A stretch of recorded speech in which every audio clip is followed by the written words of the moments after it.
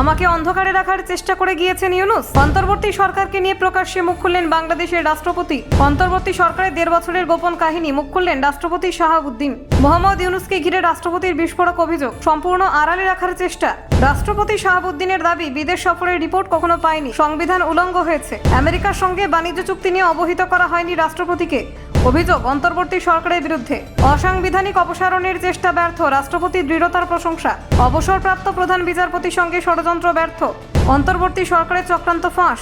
গণ অভ্যুত্থানের চাপেও রাষ্ট্রপতিকে অপসারণ করতে পারেনি কেউ, শাহাবুদ্দিনের বিবৃতি। বাংলাদেশের অন্তর্বর্তী সরকারের চলাচলতি কৌশল ফাঁস, রাষ্ট্রপতির মুখে প্রকাশ্যে শোনালেন সব তথ্য। দেখুন, বাংলাদেশের অন্তর্বর্তী সরকারের 1.5 বছরের শাসনকাল নিয়ে এবার প্রকাশ্যে মুখ খুলেছেন দেশের রাষ্ট্রপতি মোহাম্মদ শাহাবুদ্দিন।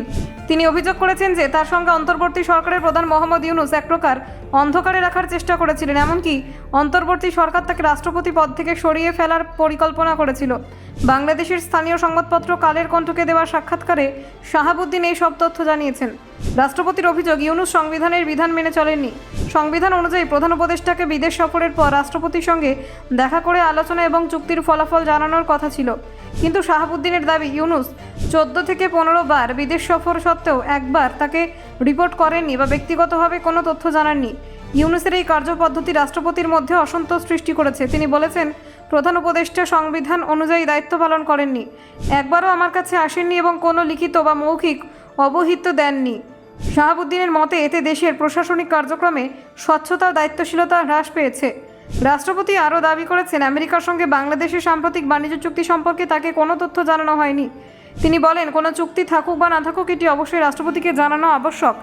আগের সরকার প্রধানরা সবসময় এইভাবে সংবিধান রক্ষা করেছেন, কিন্তু ইউনূস তা করেননি।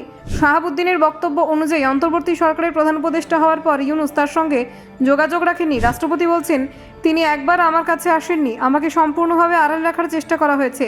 এই অভিযোগে দেখা যায় যে অন্তর্বর্তী সরকারের চলাকালীন সময় রাষ্ট্রপতি কার্যত প্রশাসনিক সিদ্ধান্ত ও গুরুত্বপূর্ণ তথ্য থেকে বঞ্চিত ছিলেন। শাহাবুদ্দিন উল্লেখ করেছেন, ওই 1.5 বছরের শাসনকালে তিনি কোনো আলোচনায় ছিলেন না। সেই সময় নানান রাজনৈতিক চক্রান্ত চলছিল। রাষ্ট্রপতির দাবি, দেশের শান্তি শৃঙ্খলা চিরতরে ধ্বংস করা এবং সাংবিধানিক শূন্যতা সৃষ্টি করার জন্য তাকে পাঁয়তারা হয়েছে। তবে তার নিজের অবস্থান এবং সিদ্ধান্তের প্রতি দৃঢ়তার কারণে কোনো ষড়যন্ত্র সফল হয়নি। রাষ্ট্রপতি আরও জানান, অসাংবিধানিক উপায়ে তাকে অপসারণের চেষ্টা করা হয়েছিল। অন্তর্বর্তী সরকার একটি অবসরপ্রাপ্ত প্রধান বিচারপতিকে রাষ্ট্রপতি স্থলে বসানোর পরিকল্পনা করেছিল, তবে সেই বিচারপতি অসাংবিধানিক কাজে রাজি হননি, ফলে পরিকল্পনা ব্যর্থ হয়।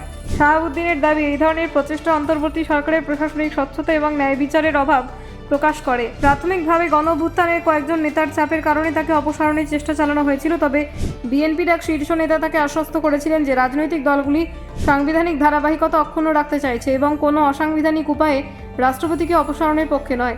Bureau report, Bangla digital TV.